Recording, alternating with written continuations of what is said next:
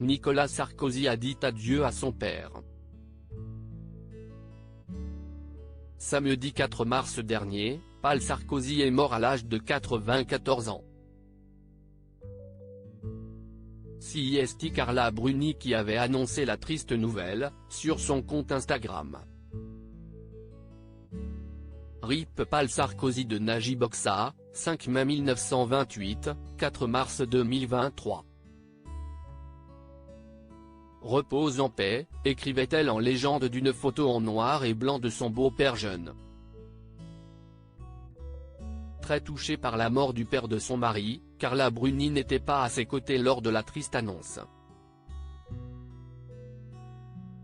Selon Gala, ce jeudi 23 mars en effet, l'épouse de Nicolas Sarkozy se trouvait très loin de son mari puisqu'elle était présente à Al-Oula, en Arabie Saoudite, pour participer à la semaine de la langue française et de la francophonie où elle donnait un concert. « Il faut que ça arrive quand je suis loin », a-t-elle confié à nos confrères. Une fois revenue en France, Carla Bruni a pu soutenir Nicolas Sarkozy. Quelques jours après en effet, l'ancienne mannequin a épaulé l'ex-président de la République à l'enterrement de son père.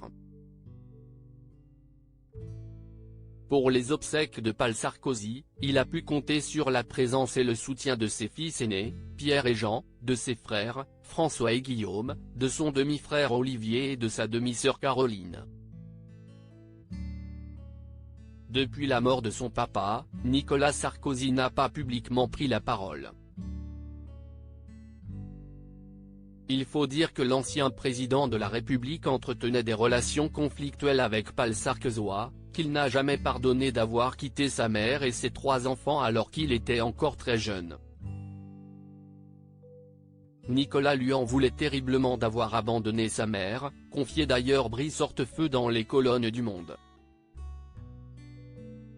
Nicolas Sarkozy pas l'enfant préféré de son père. Moi qui venais d'une famille bourgeoise classique, j'écarquillais les yeux quand il me disait qu'il allait voir son père pour le contraindre de payer à sa mère la pension alimentaire, ajoutait l'ancien ministre.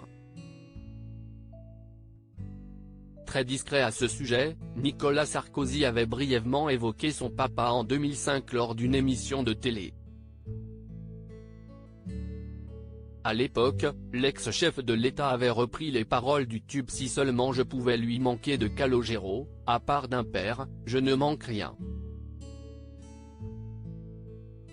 Décrit dans Le Monde comme un personnage fantasque, mythomane, un aventurier, Paul Sarkozy a souvent rabaissé son deuxième fils, le seul de la famille à être petit, répétait-il, n'était pas son enfant préféré, contrairement aux 2 autres garçons qu'il a eus avec André, Guillaume, l'aîné, et François, le 3e, qu'il aime décrire comme bien plus grand, fort, doué et fortuné.